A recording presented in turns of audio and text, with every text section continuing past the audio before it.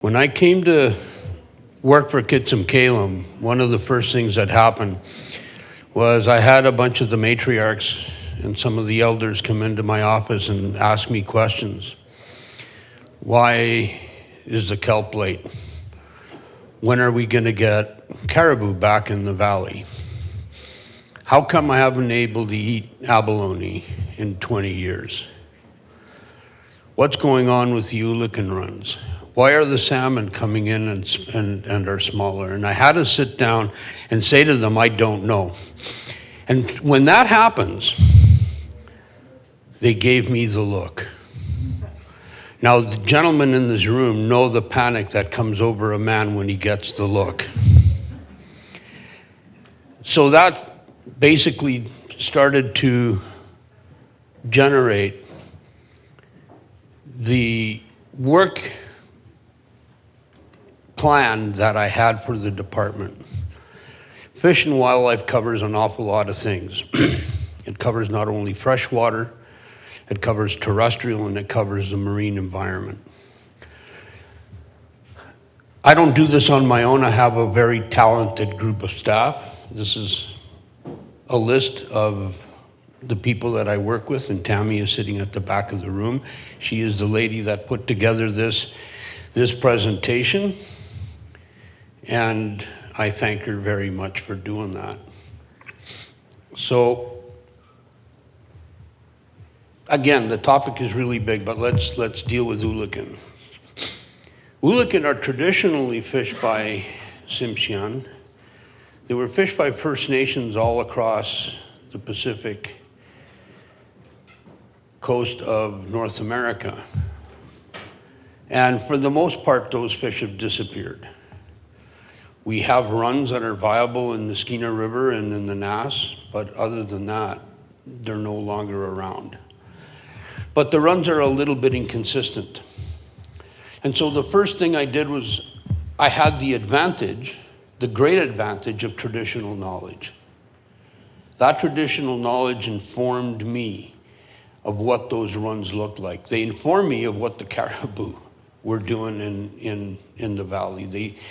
They are accurate and reliable accounts of the natural resources that existed on the land. So I get a question about Ulican, and my initial response is to go to Western science and start asking all these scientific questions. What I've been able to do is to blend the two, marry the two together. And that gives me a more powerful position in which to answer some of these questions. So the Ulican, what we do is we are looking at the stocks. So we go out on the water and we reverse engineer the runs.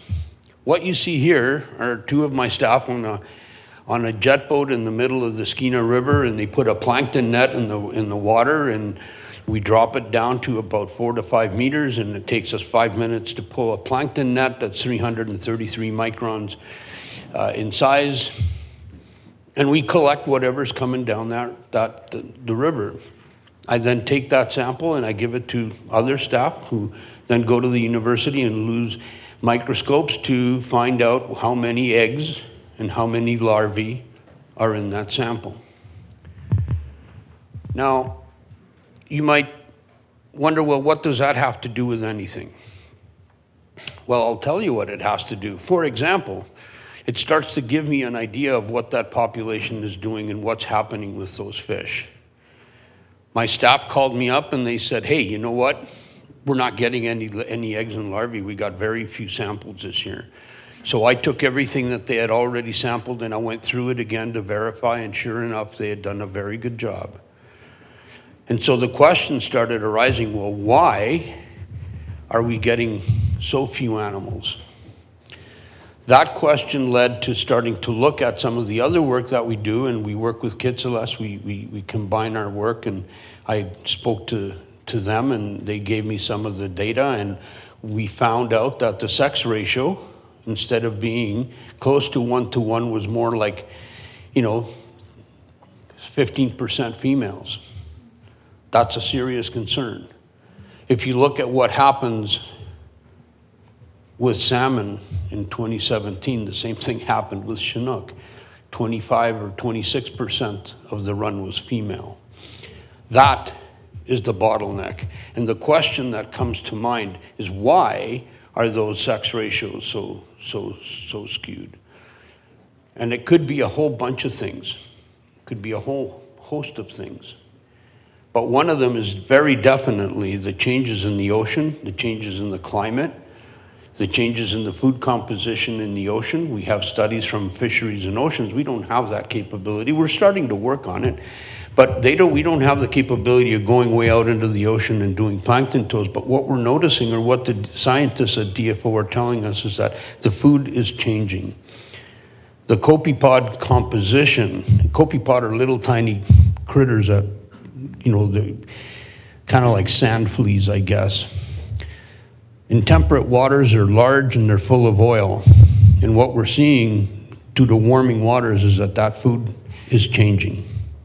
That is no longer the case. They're starting to get smaller, and they're being replaced by more tropical type feeds. So it's kind of like you taking your kids out, feeding them a whole mess of sawdust, and expecting them to grow. So these are changes that help us to kind of go in there and take a look at what can we do to mitigate some of these issues. And it kind of got started with some of the Ooligan. Changes in temperature change the chemistry of the water. Anna can probably confirm that much better than I can. But for example, the concentration of oxygen is what we call inversely proportional to temperature. The higher the temperature, the less oxygen is in the water. The solution of chemicals, the solution, how the water erodes the rock, how it interacts with organic matter, all changes. So what we are doing in order to kind of get an idea, like, what am I going to do about this? So the one part that I can kind of control is looking at water quality and looking at the freshwater component of the ecosystem for salmon. Keep in mind that when a sockeye leaves our rivers, they cross the Pacific. So it's a huge area. So what can I do to control it? What I do is my staff goes out and we monitor the water quality of about 45 streams in the area. And we've been doing that consistently for 3 years, 4 years. And we're starting to get those data tabulated, and we're starting to look for the trends. How are things happening? For example, we are working with the college on a glacier. We've been mapping the glacier, and that has a very definite impact on the chemistry of the water. We have a documentary that we produced called From Glaciers to Glass Sponge Reefs. And if you type that into YouTube, you're gonna get the documentary. And some people, and it's called, so From Glaciers to Glass Sponge Reefs, Climate Change and Food Security. And people have said, what the hell do glass sponge reefs have to do with anything? The relationship is, the glaciers grind the rock. It's carried down by the rivers. That's why the kaolin is milky in color. That goes down into the skeena, it goes out into the ocean, and the sponges take the silica in that water and turn it into skeletons. These are living fossils, and they're 100 meters below the surface. And when you go down there and you look at them, you start to see, this is what they look like. When you take an ROV and you go down in there, you start to see juveniles. Juveniles of rock cod, juveniles of halibut, you see shrimp, you see prawns, you see all sorts of stuff. The problem is that it's very difficult to study stuff when it's 100 meters under the water. So we are trying to develop and work with Oceans Network Canada to develop we have an ROV, but we're trying to get a remotely operated, an autonomous camera that we can drop in there, that it'll take pictures maybe once an hour for a month, and then we click a switch from our boat, the camera comes to the surface, and then we remove the discs. I picked my worst staff member for that month and I drop him back in there with a cannonball to replace that camera at the bottom of the ocean. I'm just kidding. I'd like to do that, but I can't do it. So you can see that something that is at the very top of our mountains has an impact on what's at the bottom of the sea, which has an impact on the food that we eat.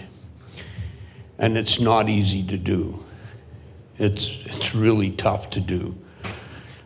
Sometimes my staff look at me and they go, "Are you serious?" And I go, "Yeah, I've gone out in worse weather than that." And by the love of goodness, they get on that boat and they go out there and they do the work.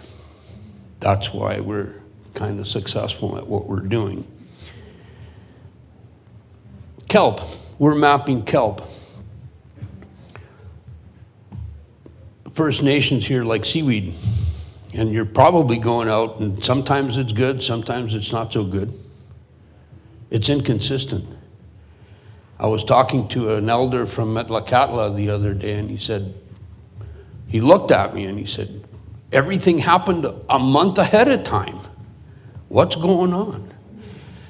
First Nations are uniquely suited to detect changes in climate because we're seasonal. You go out at a certain time to pick the seaweed.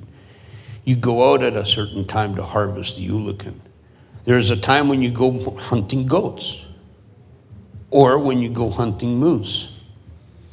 It's all based on tradition. And I was talking to a friend of mine from the Nast, a Niska, and she gave me their harvest wheel, and it's wonderful to watch how that seasonality and how that group of people just simply had that cycle that they went through every year. And that person said to me, "You see this wheel?" He says, "This is what determined that way back prior to contact, there was no unemployment within the First Nations. Everybody had their role, everybody had their place." So what are we doing out here? We're out there mapping kelp. So we send a drone up into the sky. We fly the drone. We take 300-400 photos. We then bring all that imagery back. And Warren, who's my GIS specialist, stitches it all together on the computer. And we create these maps. And then we take a GIS project or program. We import those images, and then we start calculating polygons, we start making circles around this kelp, and we start to look at what the composition, what the spread, what the percentage between giant kelp and bull kelp is. Why? Once again, because it's part of the ecosystem. When you send an ROV or you send a diver down, you see an incredible diversity of biology happening on the bottom, and you see, again, juvenile fish that usually wind up on our plates. So when you go out there and get fish and chips, that fish has spent some time milling around on kelp, and we need to understand it. So we're mapping kelp. We're doing shellfish surveys. Why? Because climate change is creating ocean acidification. And when that shellfish spawns, there is a little point in time when the critter starts to think, okay, I gotta settle, and it starts to create a shell. Well, acid conditions, and I'm talking about a pH of 7. Most of you are gonna think, oh, pH of 7, are you nuts? But when an animal develops in nature at a pH of 8.3, 7 is acidic, and those shells don't form, there is no recruitment. So we're working, and how the hell do we mitigate that? What we're doing is trying to work on accelerating the evolutionary process by working with the University of Vancouver Island to raise clams and cockles in acidic conditions, killing 99% of them, but maybe that 1% or 0.1% that survives will adapt to acidic conditions. We can't change the ocean, so we got to look at how biology adapts and use those processes in order to mitigate and ensure that my harvesters can go out there because they go out in the wintertime under nasty conditions all at night. By God, they deserve more than 4 or 5 cockles off a beach. So that's my presentation. We're involved in a heck of a lot of stuff. I do encourage you to look at that glaciers to glass sponge reefs. It doesn't touch on everything that we do. It touches on some of the stuff that we do, but it'll give you a really good idea of what Kitsumkalum is doing to study the effects on climate change on the availability of food. Could you say the name of that industrial again, please? From glaciers to glass sponge reefs. Okay, thank you.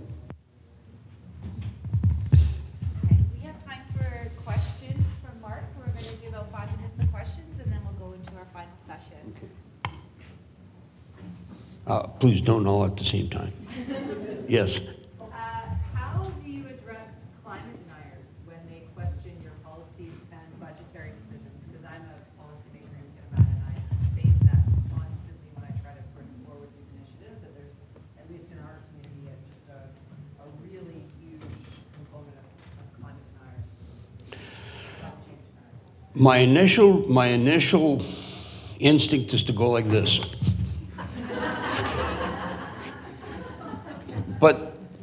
But then I just asked him, I say, okay, look at the facts. This last year has been the driest year in this region since recorded history. Those are facts. Look at that. Tell me that that's different. Look at the forest fires. Yes, they're blazing out there. They're happening at increasing rate. The sizes are tremendous. They're huge. Look at the ocean. The oceans are warming up. You can look at NASA satellites and you can see those surface temperatures changing. I direct them to some of this information. Some of these deniers are going to say this is all a conspiracy and the government's behind it. The problem is that all this data is gathered by thousands of people. And you can't have thousands of people making up stories. They need to see these changes as they are.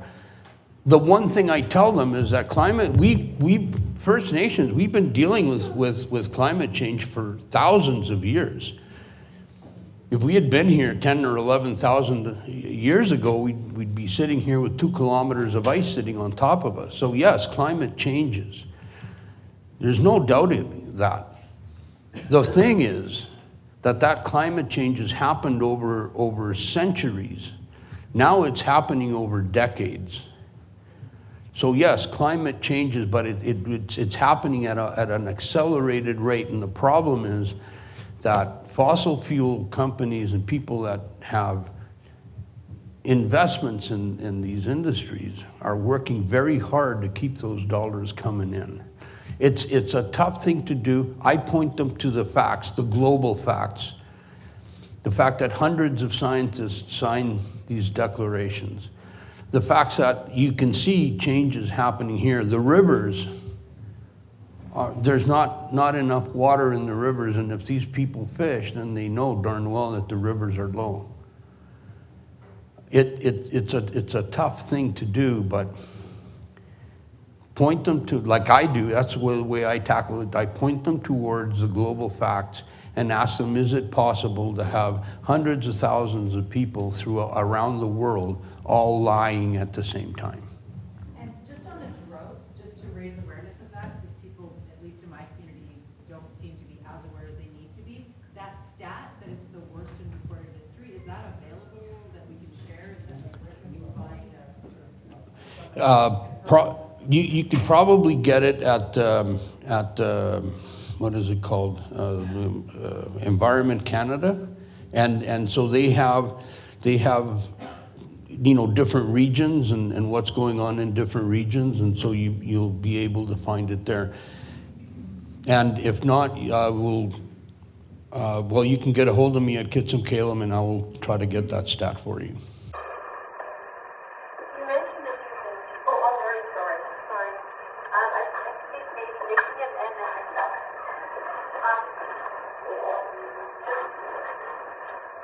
First, that statistics about the drought.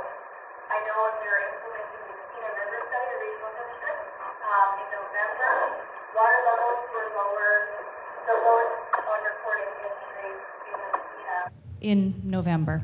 So we weren't able to actually implement the study. So I don't know if, I know that Environment Canada, there's a network of water monitoring stations, and then you can probably get the recorded volumes there. I just actually did have a question.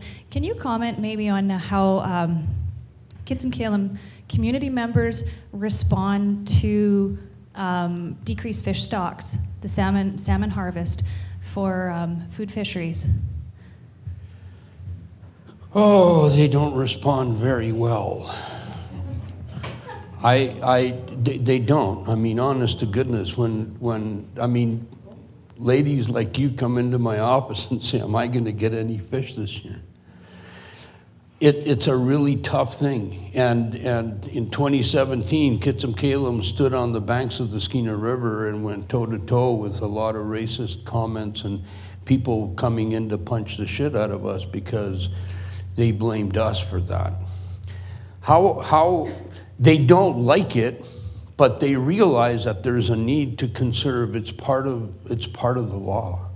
It's part of the stories. You take care of the resource. If you take care of the resource will take care of you. And that's the way that they don't like it, but they realize. And so, for example, according to Fisheries and Oceans, First Nations, the fishing scheme goes from conservation, food, social, ceremonial, recreational, and commercial. And we are allowed to fish once 400,000 salmon pass the Tai test fishery. Voluntarily, the nations along the Skeena watershed, and I'm talking from the coast all the way to Lake Babine, we said we will not touch a fish until 625,000 fish have gone through. That did not make me very popular, but they understood it. And my food fishermen would come in and say, I'm not getting enough fish in my net, so I'm pulling them. And I said, okay. Once the fish started coming in, then we went back and we fished. So there is that built-in need to protect the resource. And somebody talked about fish offal. The best thing that you can do with fish offal is throw it back in the river, because that's what nourishes the nutrients in the river that gets the next generation of fish surviving in those rivers. And we really need to do something about it, because the rivers are not only low in water, they're warming up. We have one more question here, and then we're going to. They're actually answered my question. Oh, yeah, that's great. Okay, Lenny, last word. Just to follow up, I'm just wondering why there isn't more pressure on reducing commercial fishing. I have a friend who's worked at DFO for years at a very low level and said, if you had a magic wand and could make policy, what would you do? And he said, I'd shut the ocean down for 4 to 8 years to give them a cycle or two to come back. And it seems like there's so much focus on the rivers, but not on addressing these really deep vested interests in the commercial fishery. Yeah, that's a tough question, and that's a tough topic. Sorry. And that is a tough topic. And I'll tell you, this may answer your question. I was on the East Coast when the cod collapsed. And I chaired the meeting where the DFO scientists came out and released their memos and released this, public notices and stuff after DFO bureaucracy had tried to shut them down. What came out of that was the lobby from the industry is very strong.